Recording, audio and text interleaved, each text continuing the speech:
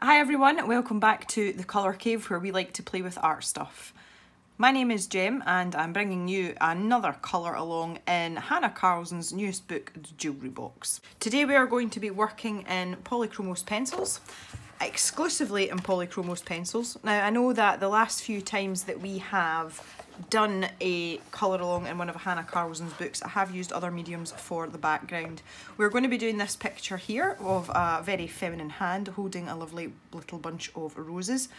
And I wanted just to keep it simple so that as many people as possible can join in. So we will be doing a bit of a background, but nothing too complicated, pretty straightforward and quite delicate because it is quite a delicate picture. So what I'd like to start with today is the skin tones, and I have a selection of skin colours from the Polychromos range, and they basically run from the light flesh up to the darkest colour, which is the Venetian red, and I'm going to be using a combination of these, so I will shout them out as I go along, but just to let you know what I have here, I will give you a quick rundown. First of all, I have light flesh, which is 132. I have cinnamon, which is 189, and I have dark flesh 130, I think that says 130, yep, can't really see in this light.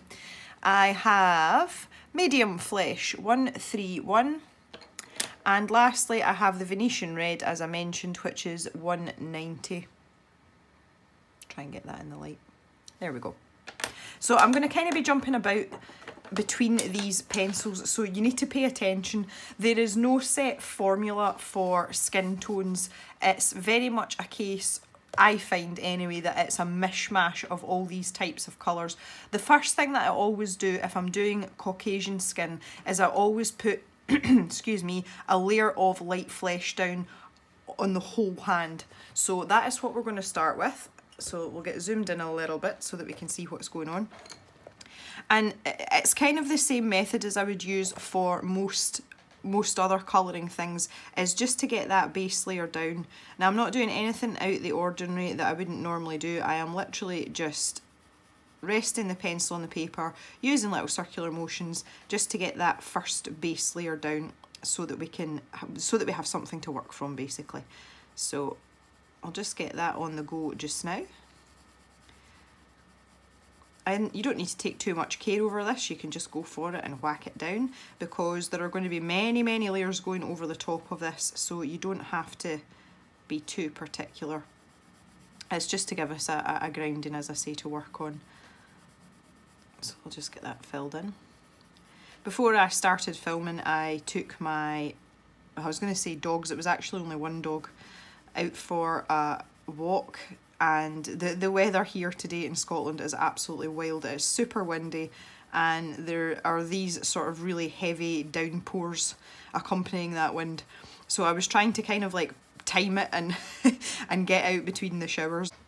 Okay, we are not off to a good start. My camera cut out there and you've missed most of the important stuff. Oh my goodness. Okay, so I'm going to talk you through this up until the point that I'm at so that you can get to the stage that I'm at also. You'll notice I've got this little post-it note here. It's got an arrow on it and that's just to remind me of where my light source is coming from. So having got your base coat of light flesh down, the first thing that you want to do is think about where the darkest parts of the fingers are going to be in the darkest parts of the hand, because not only do you have the light source but you have the actual curvature of the hand. So you can see when I do that there is a very pale part here and it's much darker on this underside.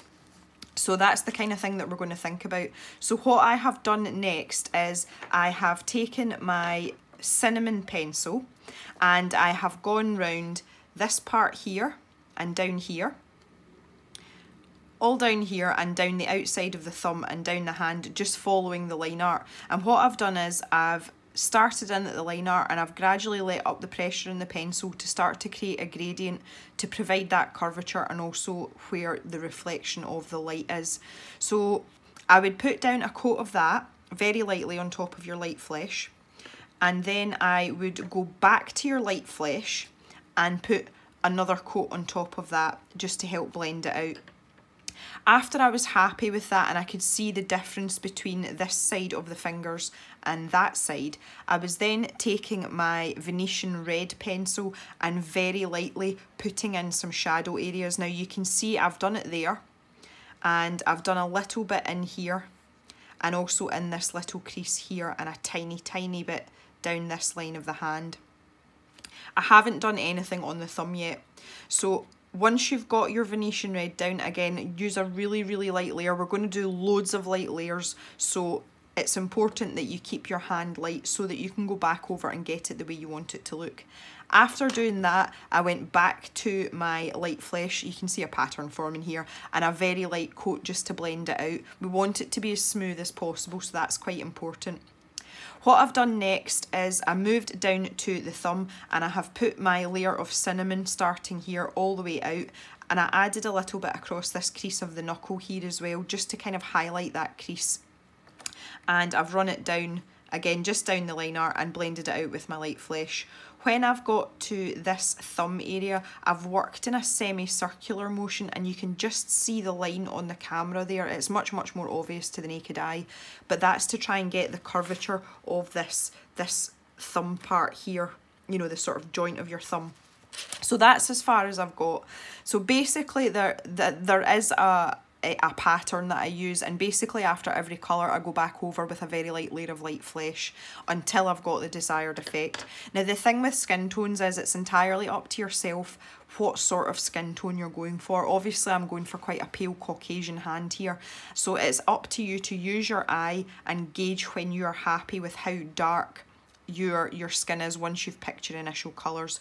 So what I'm going to do now is just going to carry on from where I left off. You know, when the camera cut out. So I'm taking my Venetian red, and what I'm trying to do is that this sort of shadow that I've got in this crease here, I want to emulate that down here. So I'm going to start in at the corner, and again just the same old thing, little circular motions, and follow that line all the way down. Very light layer, and then jump back to my light flesh and blend it out and see how it looks. If it's not obvious enough, which I don't think it is, as I say, I kind of want it to match what's going on up here, so I'm going to add in a little bit more, be a bit braver, but I'm also going to bring it further up. Again, that's one of those ones where if you've got a light source handy, stick your hand out, as you've got an instant reference because you happen to have hands, so that's quite handy. Oh my goodness, the jokes are getting better today. It's quite handy when you're colouring in things like this. Okay, back to my light flesh, and I'm just going to blend this out now. That's more like it. That's exactly what I was looking for. Okay, I am much happier with that now. And what that's done as well is it's made this joint pop out a bit. Now this side still has to be darker than the top side because our light source is coming from here. But rather than using the Venetian red, which will be too severe, I'm going to go back to the cinnamon again. And I'm just going to work in this cinnamon along that line again, and I'm back in, this is the motion I was talking about earlier. It's almost like a half moon type movement, and it's just so that I can retain a bit of the curvature on the finger. That's looking a bit better. So you can see now, if you look at this side compared to this side is a lot darker, which is what we want because it will not get as much of the light from over there. Right, so I'm coming down here now, and I'm just wanting to blend out that cinnamon, so I'm going to wee bit over the top of it, and I'm going to bring that up towards the top of the wrist joint and just kind of like smooth it out a little bit.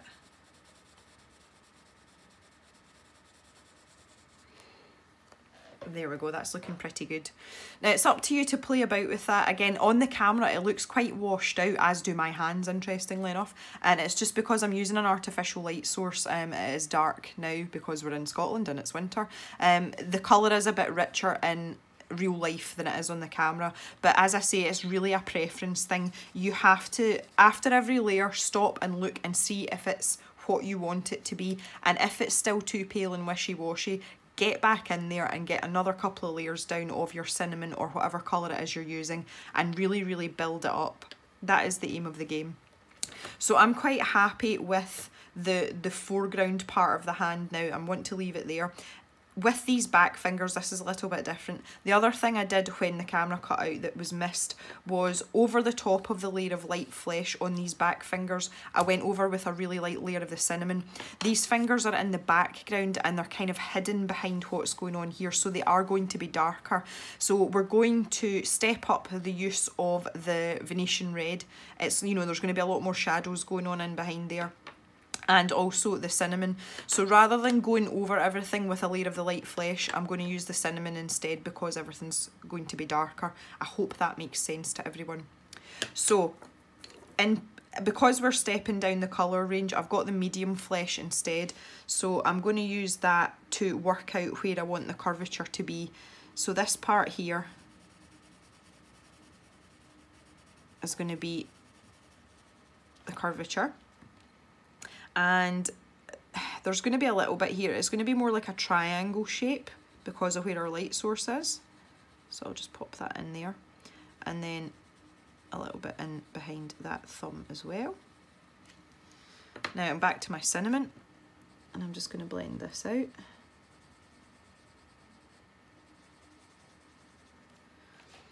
And I'm going to go over this as well. Now I'm going to leave an area of paler pencil up here because I do think some of the light might reach that top knuckle. So I'm just going to go steady here with this. Maybe leave that out and then travel round here. And we'll get this one in here. Now I'm going to use my Venetian red and think about where my shadows are going to be. So maybe in behind this leaf. Now this is completely open to interpretation. You don't have to, you know, I'm not saying that this will be a shadow here. You don't know the distance between the, you know, for example, this leaf and the finger. There may be no cast shadow at all, but in the interests of, you know, sticking to a theory and kind of working it, I'm just going to put in some shadow lines where I think, you know, where I think they would be.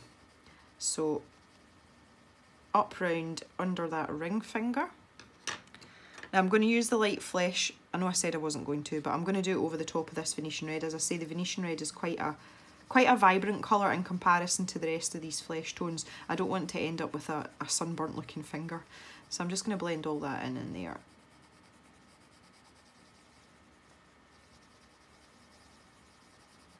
So leave a little bit paler up there.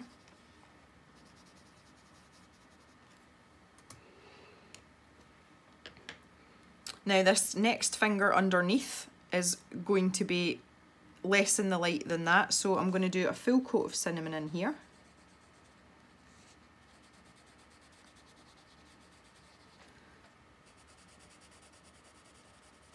Like so, and I'm going to take my Venetian red and I'm just going to do a line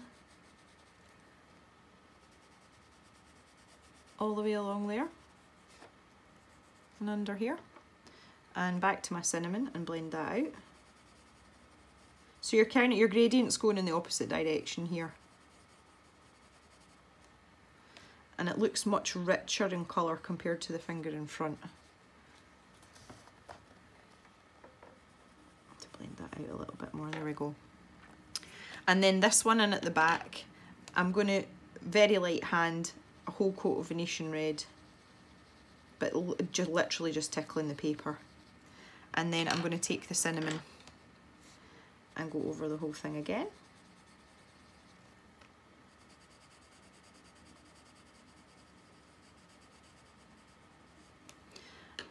Back to the Venetian red. And I'm just going to, again, follow the line, you know, that it's like a cast shadow from the finger in front. And I'm just going to blend that in, but I'm being quite heavy-handed here because this finger's way in at the back.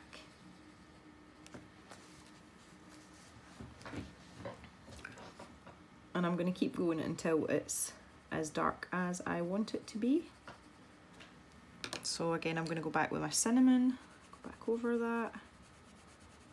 There's going to be hardly any light at all getting to the part of the finger that we can see. There we go, that's looking pretty good so far. I'm just going to come back. I keep jumping between the monitor, which is up here, and obviously the piece in front of me. And I'm just not entirely happy with my light flesh tones here. I just want to blend this all out a little bit more. Get a little bit more colour down on the paper.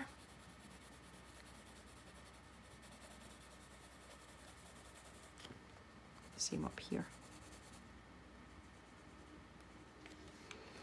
Pretty happy with that. Now when it comes to nails, this is a difficult one. This looks like a natural nail to me because you can see the little half moon.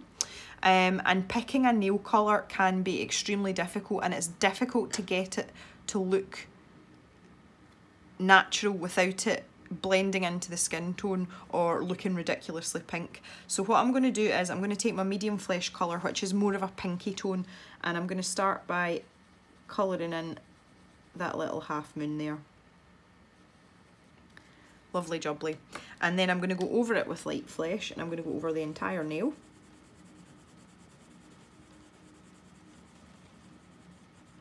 And see what that looks like. Now it is blending into the finger, so let's take our medium flesh and we'll go over the entire nail.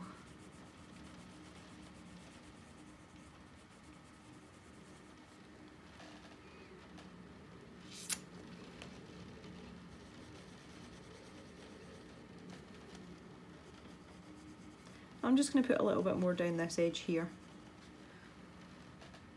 That doesn't look too bad. I'm going to take dark flesh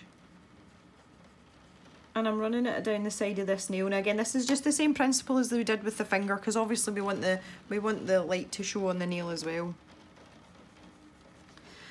And she's got a little white tip. Maybe she's got a sort of slightly, you know, French polish type thing. I don't know if you can hear the rain battering off the window. It is absolutely grim outside. It is 4:32 p.m. and it is, you know, it is absolutely dark as night outside. It is black. Oh, the joys of the Scottish winter. Right, so now that we have our hand looking something like a hand, which is quite nice, we have to decide on some colours for everything else. So we've got some roses here, and I think I'm going to stick with the traditional red for them. So what we want to do is, I'm just going to grab my colour wheel, notwithstanding the flesh tones, because that's going to be there anyway. If we have red roses, maybe we should try and pick 4 colours, I think, because not only have we got the roses, but there's quite a lot going on with this cuff here, and we've got backgrounds to think about as well. So let's see what we've got colour combination wise. If we go for a traditional red, let's turn this round the right way. So if you were to go for reds in here, like orangey reds, and that could give you a purpley colour, and that could also give you a sort of aqua type colour and a pale yellow green as well. Now interestingly, when I was thinking about this cuff down here, green popped into my head, and that would also tie in with some of the leaves and the foliage as well, so I think that's a brilliant place to start. So what I'm going to do is I'm going to pick out some greens. Now we do want to go for a more sort of yellowish green, so a colour like May green is perfect. I'll just show you on here. This sort of colour. So we're going to go for that, and what I want to do is I want to pick out the light tone, a mid-tone and a dark tone. So I think what we'll do is we shall use the May green as the lightest one, and we can use earth green yellowish, which is 168. May green is 170 if you're more of a numbers person. And for the darker shade, I think we might go for a permanent green olive. I don't know about you guys, I would be interested if you'd leave me a comment. I find it very difficult to read the names on these pencils. I have no problems with my eyesight or anything like that, but I just find them really, really difficult. And I don't know whether it's because the lettering is gold or whether it's because it's really, really shiny. I just find it a complete pain. I also don't know these pencils as well as I know my Prismacolors. I don't use them as often, and I just find that some of the names are really awkward to remember, and it is basically just because they don't translate well, hence the reason you get names like earth green yellowish. I'm sure there's probably a better name for it. I'm going to start renaming them, I'll give them my own names. Anyway, right, so let's go down here and have a little go with this. So I'm going to be doing the main cuff part of her cuff. Yeah, good gem. So as per usual, start with my lightest colour, which is the May Green. And I'm just going to rattle down a quick layer of that all over where I want this to work. Yeah, I think I'll include this as well. It looks like a fold almost, or a hem of some description, so I think I'll use that part as well. Try and get in between. Oh no, that's part of the bow. Don't colour that, guys. Don't do it. Oh dear. Right, where's my eraser? Now this is the benefit of only putting a light coat down, you see? Because I nearly made a royal mess of that. Okay, excellent. No damage done. Okay, back to the May Green pencil anyway. I'll get this layer down. And I'll get in between all these little bits as well.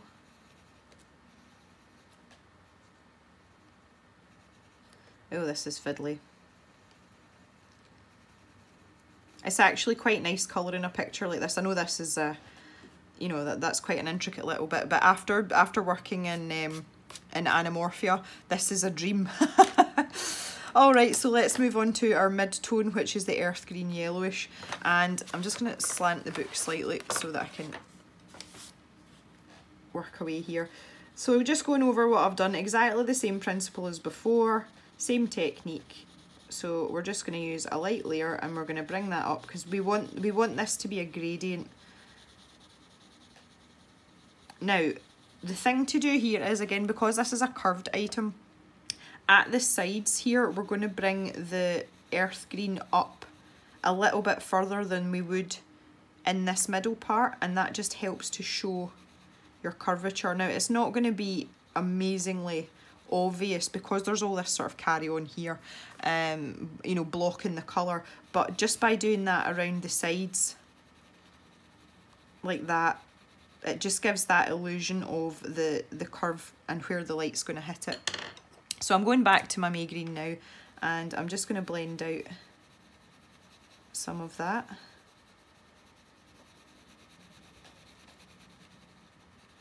I really like this colour, it's nice. Green's my favourite colour. So, happy gem. Just pop a wee bit of that in there.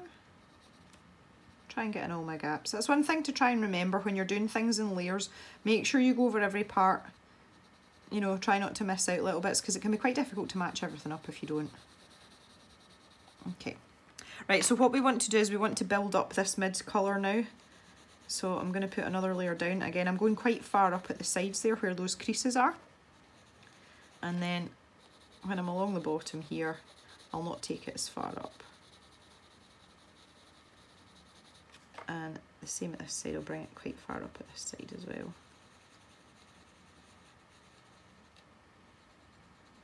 Up in there a little bit too. I'm pressing a little bit harder now as well. Just start getting some colour down. I mean business.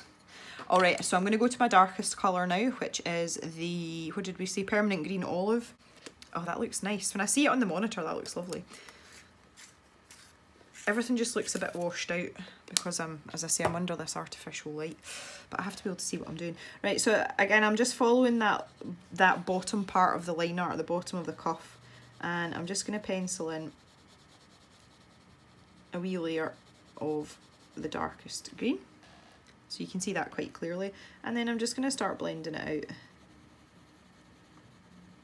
And again, bring it a bit further up at the sides where those creases are. Or maybe bring it up to about there. And I'm going to go back over it again. Just blend it in, blend it in, blend it in. Up this side. Maybe up to about there. Okay, now I'm going to get brave. I'm going to press a bit harder. Really get some vibrancy in this colour now, because it is a really, really nice colour. It's going to stand out really, really well. We want nice, vibrant colours. And then I'm going back to my earth green yellowish. That's a mouthful. I can't even just shorten it to earth green because there is another colour called earth green. And I don't want anybody getting confused.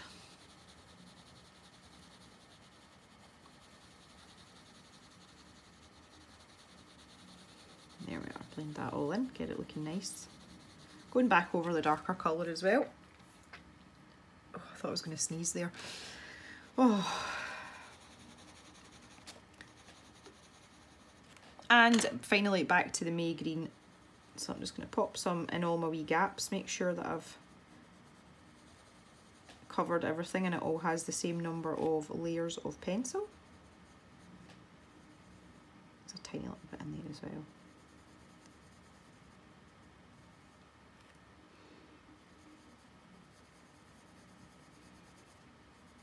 The next time I do the next video for this colour along, I am going to try and do it in natural daylight.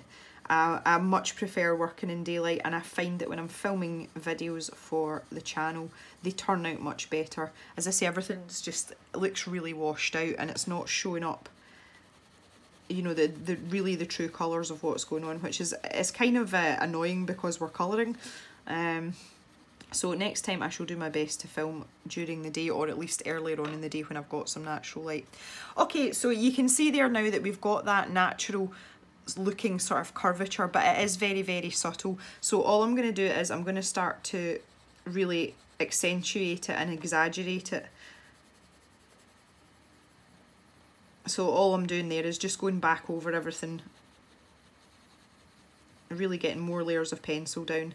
And I have to say this, I love the paper in Hanna Karlzon's books. It takes the Polychromos pencils so well, and you can blend and blend and blend.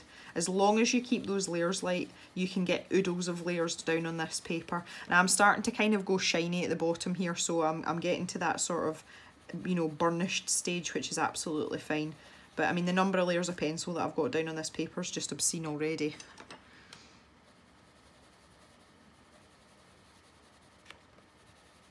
So there we go, that's the May green again, just for this top part where it is lightest.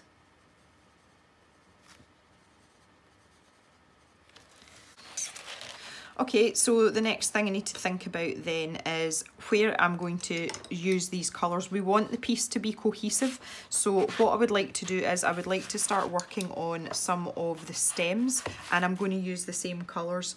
I probably will be more heavy-handed because you can see down here the amount of the permanent green olive that I've used is very, very little, but what I'm going to do is I'm going to use more of that up here, and I might even step the colours down a tone. So what I mean by that is I would take away the May green and use the earth green yellowish as the lightest colour, use the permanent green olive as the mid-tone, and then pick out a darker pencil. And that keeps it cohesive. You're still using the colours that you've been using, but you're just sort of stepping it down.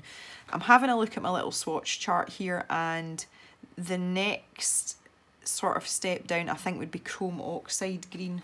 So that would be my darkest green. So let's have a wee go on a sheet of scrap paper. So that is the earth green yellowish. Now just for comparison, there's the May green that we used before. That is the, what did we say that was? Goodness me. The permanent green olive, sorry. And this is the chrome oxide green. So if you were to put those four colours together, they would go really well together. So all I'm doing is taking away this top one and making what was our mid-tone our lightest tone, and the May green we'll just shove out the road for now, and we can start working on some of these. Now again, we've got a little post-it note with my light sources coming from this direction. Let's do what we always do. I'm going to give this a little sharpen, and I'm going to take the earth green yellowish, and I am going to put a base layer on all of the leaves and the foliage. I think somebody asked me why I do it, and I think when everything in the picture is all white, I think by putting down a light layer of, like, you know, your lightest colour, it just helps draw your eye to what it is you're actually colouring. I think that's maybe why I do it. But I just find as well it gives a really good base, and it lets you get a much richer set of colours down because you've got that nice base layer.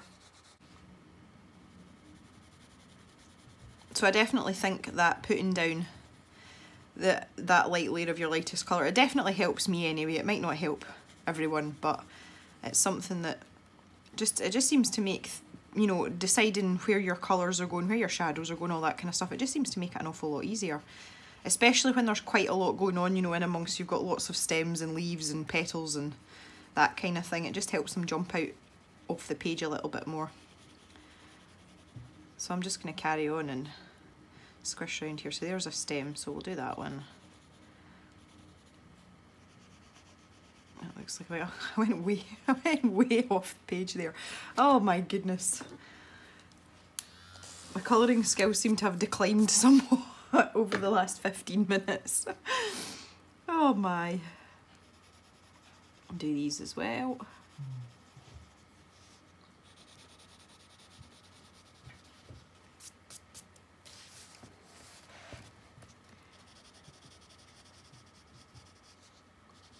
Now this is just a set of leaves in at the back here, so I wouldn't have noticed that.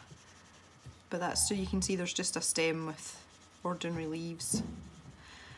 The noises you can hear in the background are once again Jock and Pip playing with each other, so if you hear a bit of sort of grunting and growling, it's all friendly.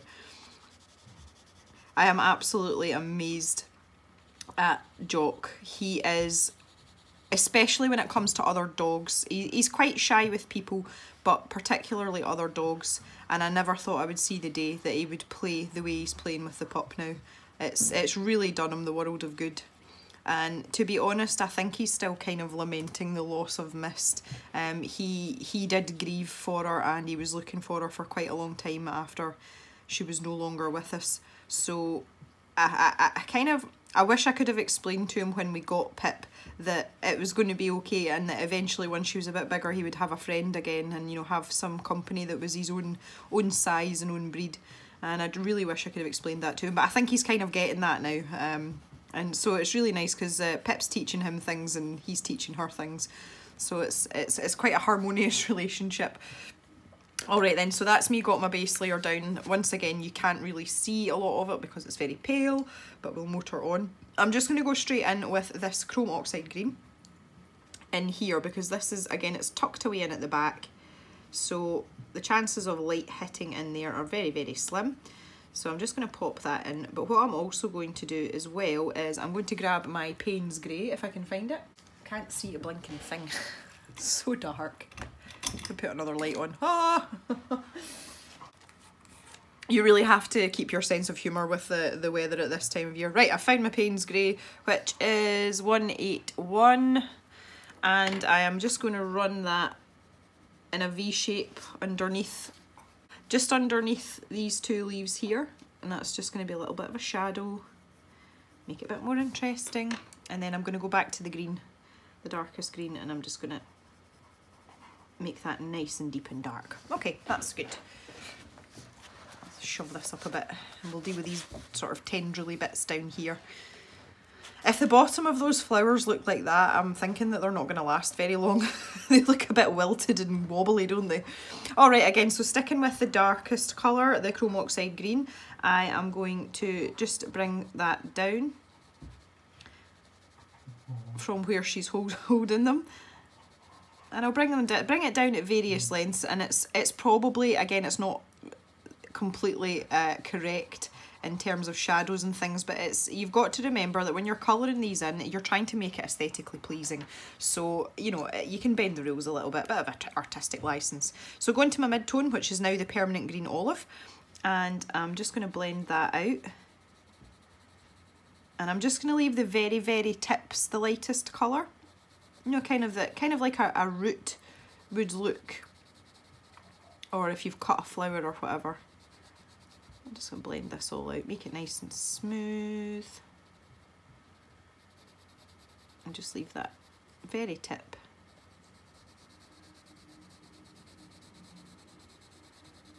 There we go, we've got a nice transition in that stem there because it's nice and long, you can see it. There we go, and I'll just take my lightest colour now and I'm just going to go back over the very ends. Kind of look like spring onions. I don't know what you guys call in America. Salad onions? We have a million names for spring onions here. In Scotland, a lot of people call them whitetails or cybes, and they're all the same thing. They're just a spring onion or a salad onion. It's funny how we get all these funny words for things. I'm trying to keep these colours nice and bright and vibrant, so I want plenty of layers And the Polychromos pencils are great for that. So so are the Prismacolors. I mean, you can do just as good a job with the Prismacolors, but I just find that I personally like the Polychromos better in Hanna Karlzon's books. Alright, that looks pretty good. And lastly, just for those little stems, I'm going to take my Payne's Grey again and I'm just going to run a little shadow. Bearing in mind, again, our light source is coming from this direction. So I'm going to run a little shadow down under that thumb. And I'm going to pull it out quite far, just for fun. I'm just going to work methodically, I think. I'm going to start on these ones here. So taking the mid-tone, because bearing in mind we've got our lightest colour down. And I'm going to try and think as best I can about the light source. And you'll recall I did something similar in another one of Hanna Karlzon's books when I was colouring in, it was a set of flowers that had sort of jewels hanging off them. And you have to decide which of your leaves are sitting out or are they pushed back, and that affects also obviously how the light will bounce off them. So let's take this long one here for example. I'm going to say that it's out the front, so it's going to have a pale edge down this side and it's going to be darker down this side. So I've got my mid-tone, and on this half of the leaf I'm just going to put a light layer of that down to the very, very tip, like so. And I'm going to take my darkest green as well and just run a bit along that edge. And again, same principle as we did with the side of the hand and everything. Just a little line along the side, medium pressure I would say there. Back to my mid-tone, blend it out.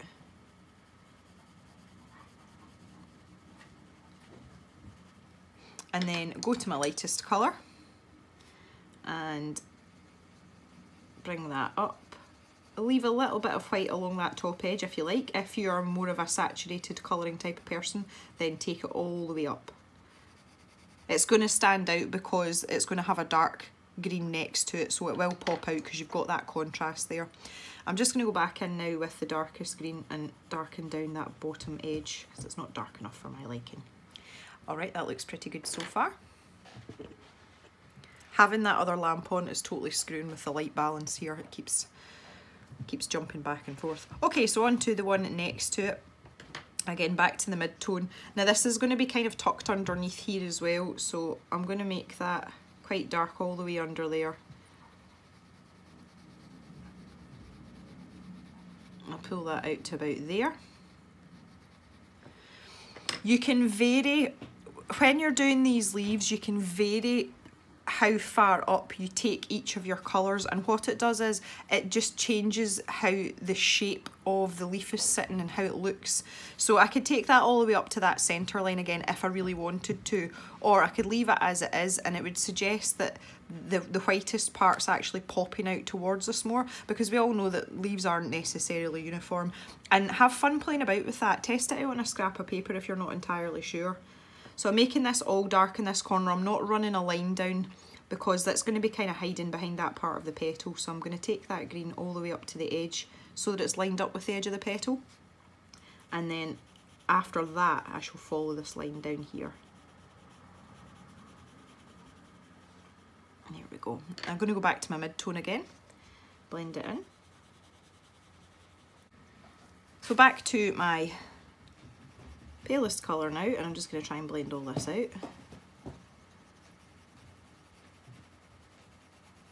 Lovely jubbly. There we go.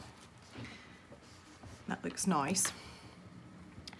Now this one down here, you can kind of do what you like with that, to be honest. I'm just going to stick some dark green down here, but it's only like a tiny, tiny, tiny tickle. Going back with the mid-tone again, and I'm going to use more of that, and I'm going to take it much further round because this leaf is facing more towards us than, say, this one.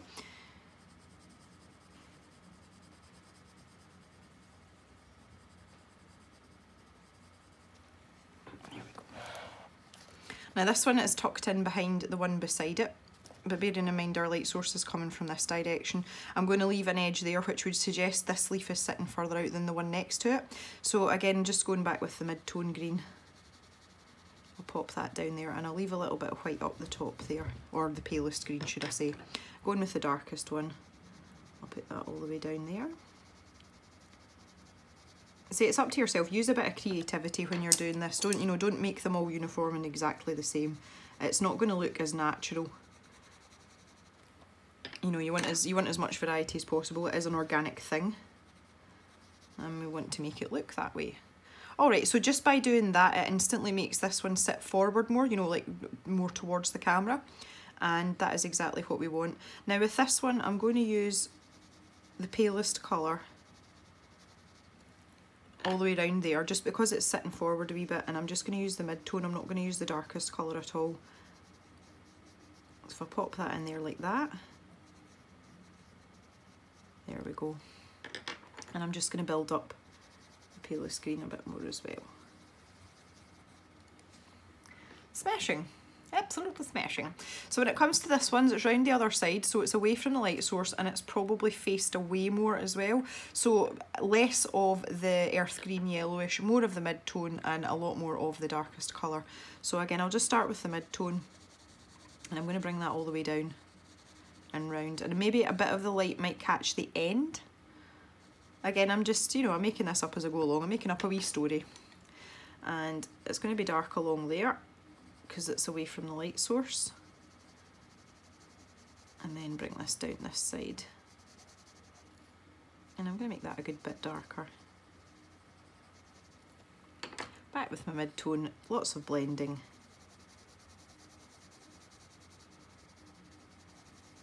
Blend that out, that's nice. I would like my darker part darker though. I'll go back over that as well. And again, you don't have to stick with the number of layers that I'm using. If you like more layers and you like that sort of nice burnished look, then go for it, be my absolute guest. I'm just putting a little shadow in with the Payne's Grey here as well.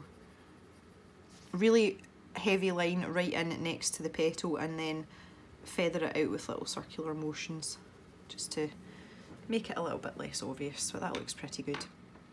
Okay, over here now, this one, because it's curled over, it's going to be pretty dark in at this side, so I'm going to use my darkest green first there, and I'm just going to sort of let that fade out on its own. And here is my mid-tone green, and again, just join it all together. Darken that down now.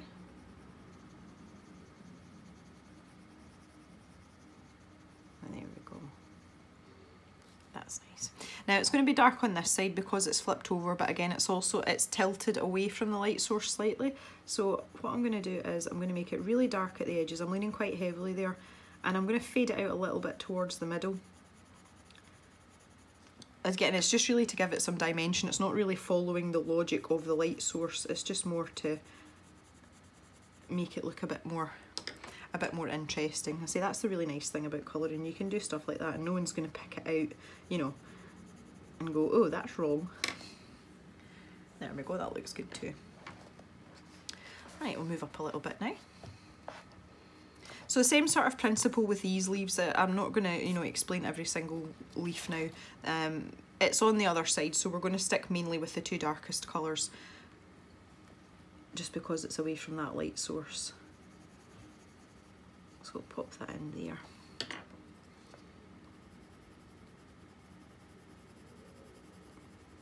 The other reason I really like these Polychromos pencils is the selection of natural greens, you know, like earthy type greens. As I say, green is my favourite colour, and I find that they're really useful just generally, even for drawing as well as colouring.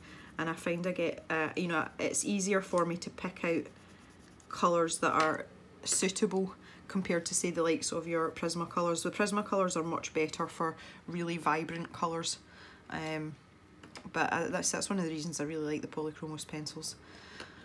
So I'm going to make the assumption that a little bit of light might catch the tip there of this one, just a little bit though. And I'm just going to take my mid-tone first, get this down in here, just blend that together, and then take my darker green, pop it in here.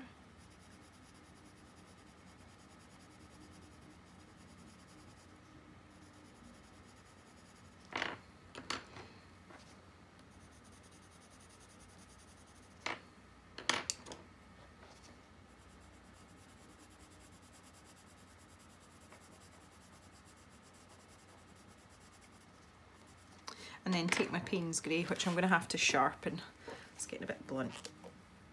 And just do the same things I've done and just put a little line of it under where that folded part of the leaf above it is. And right in there, because that's going to be quite dark in there.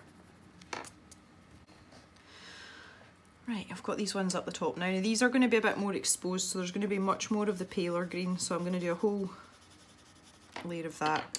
I'm not going to use any of the darkest green at all. I'm just going to use the mid-tone. Blend that out a little bit there.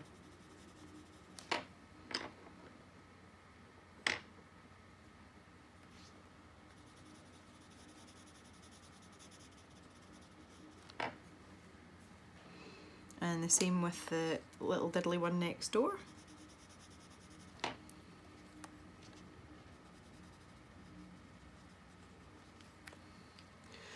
Now the one behind it, you can kind of do what you like with it. I think I'll stick with the mid-tone, and again maybe keep the top part lighter, and in where it tucks in behind here I'll probably make that dark in there. It seems quite painstaking going through, you know, each individual leaf like this, but one of the main things I always say to people is when you're colouring is don't look at the big picture unless it is a very, very simple picture. Try and break it down into sections, a bit like we did with the scales in the fish and Anamorphia. And once you've kind of got your colour scheme and you know what pencils you're using, just work on a tiny little section at a time. And if you pay that sort of care and attention to each of the little sections, it has such a huge impact on your finished picture. And you know, you can see the level of detail and time that you've put in, and it just makes for a much better finished article. It really does. I've always said that though, colouring in pencil is not for people that don't have patience. It is the slowest medium you're ever going to use. So if you don't have patience, I would suggest trying a different medium. For these buds that are sticking out, I'm going to utilise the white of the paper. So I'm just going to use the lightest green.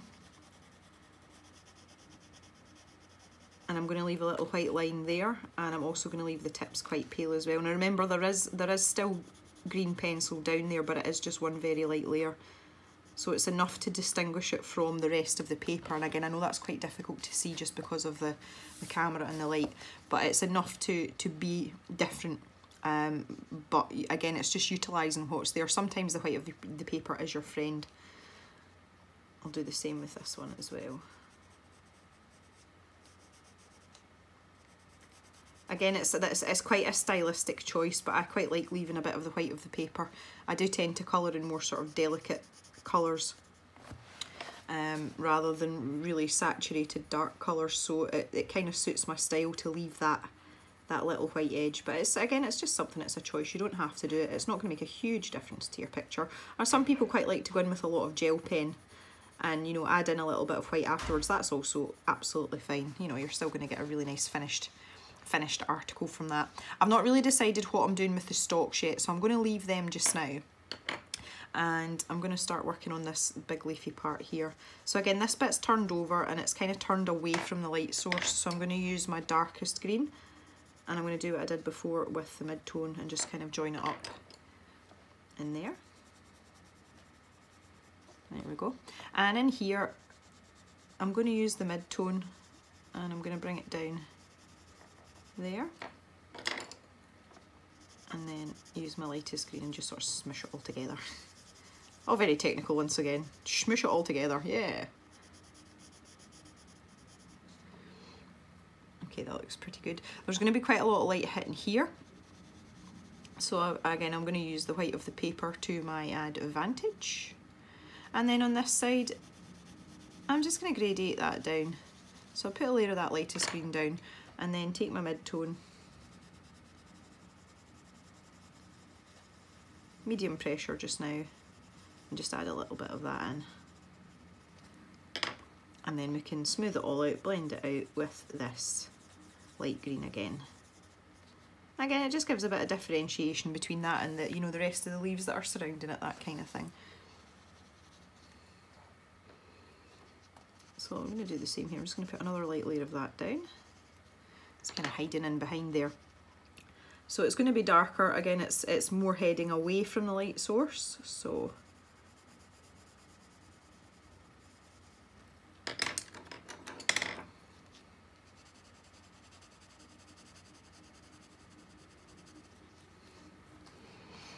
There we are, that looks okay. Now the ones that are down in the back there, there's two that are tucked in right behind here. I'm just going to go for it with the mid-tone green. Maybe leave a little white edge because they are quite sort of squashed in there.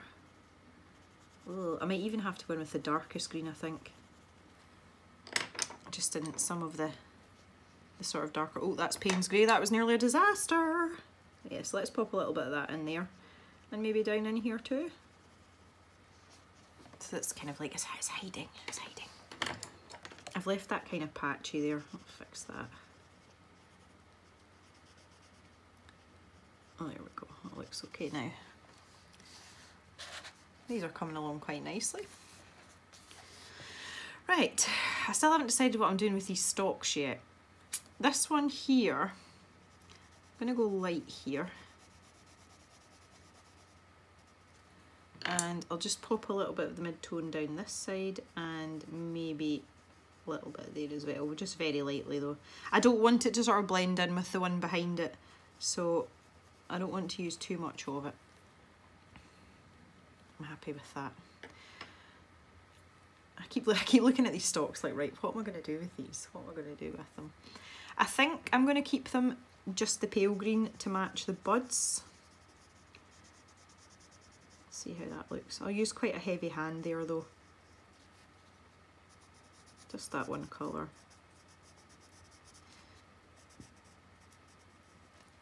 Leave a little bit of white on the bulb there at the end. Yeah, we'll go with that. I think there's two stalks down in here and I'm going to use my mid-tone for that, bearing in mind that I've used the palest green for these ones. I don't want them to be too dark, so I'm going to use the mid-tone. It's hardly worth bothering about that little bit there. And then I'm going to take my Payne's Grey and just pop a little bit in there.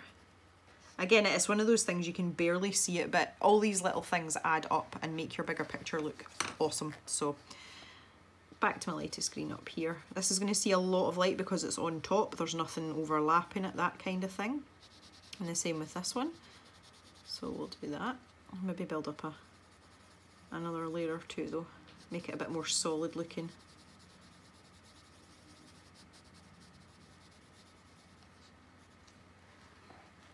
Excellent. And we're motoring on now, we're getting around them now. So these ones are right next to the light source, i.e. the post-it note. So the same thing applies here. I would just stick to using your lightest pencil and just gradate that out to almost nothing. Once again, depending on how saturated you like, you might prefer to use a mid-tone in here and gradate it out to this lightest colour.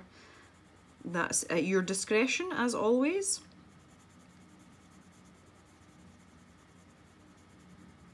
I'll just put a little bit more down the bottom here, just to give the sort of impression that a leaf is, instead of lying flat, it's almost like turned to face us slightly.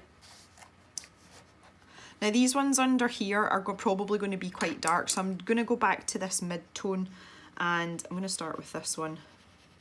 Pop a light layer of that down. It's pretty well tucked in under there. I don't see it getting much of the light, to be honest, so we'll whack down some of this dark green underneath there.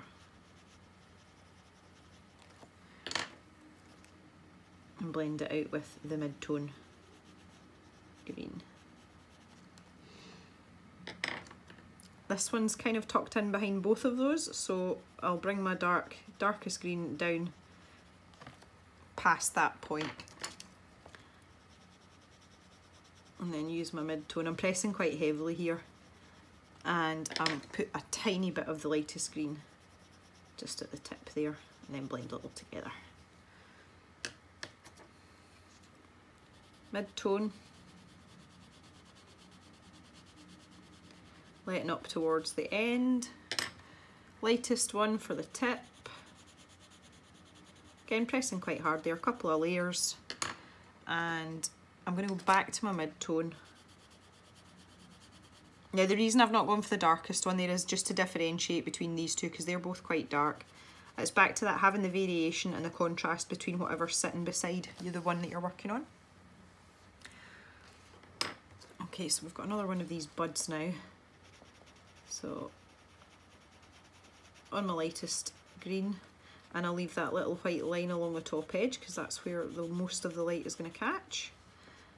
And this one's going to be pretty dark. Well, I say it's not going to have a white bit on it because it's sort of underneath, so I'll just block colour that one, that's fine, make that quite saturated, quite rich.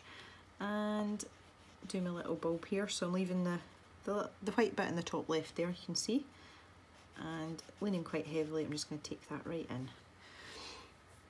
Now we've got these two leaves here. Again, this one that's tucked in behind, it'll probably, the tip of it will probably get some light. So we'll use this pale green and I'll just fade that out to almost nothing. But quite quickly what I'll do is I'll make this gradient go down into the darkest green, because again it's tucked in behind, isn't it? It's kind of hiding. So chrome oxide green way in at the back here, and then there, and then I'll just sort of blend that out. Again, that gives us a really nice contrast between the stem that's in front of it. You know, it really makes that stand out more as well, and this sort of bud part as well, which is quite nice. Now this one here, I'll use the mid-tone. Again, I'm going more for contrast here rather than the laws of light sources. Because I don't want it to blend into the one that's behind it, so I'm going to take my lightest green now and go over that, keep it quite bright. And again, I'll just leave a little sort of white bit nearer the end. Okie dokie, I have to say that's looking alright so far. I'm going to zoom out now and show you where we are. So there we go, you can see that's looking pretty good so far. I'm just going to tilt that away from the other light slightly so that you can see it better. So when you see it from afar like that, all the time that we've taken over each individual sections, it's made it look quite rich and as if it's got a lot of depth to it, and that's the key to good colouring. That's what you want. And also as well, you can now see that nice sort of gradient that creates the curvature in the cuff. So I think we're going to stop there for today. Next time we shall start tackling our roses and see how we get on, and we might do some of the frilly stuff down the bottom here. So I hope you've enjoyed following along, and we shall see you next time in the Colour Cave. If you want to follow along with this, I will leave links in the description for a copy of the book and also the pencils that I am using. They are affiliate links, so if you do decide to purchase, please do so through the link, because it gives a little bit of money towards the channel. It helps me out a wee bit, but it's no extra cost to your good selves. If you like the video, feel free to do the usual, give it a thumbs up, leave me a comment. I love getting comments, it's good fun. And if you haven't subscribed but you like what you see, feel free to hit that subscribe button. I do put out 2 videos a week, once on a Monday and once on a Friday, and they are a mixture of product reviews, adult colouring, and a little bit of drawing and painting. Thanks so much for watching, guys. We'll see you soon in the cave. Bye for now.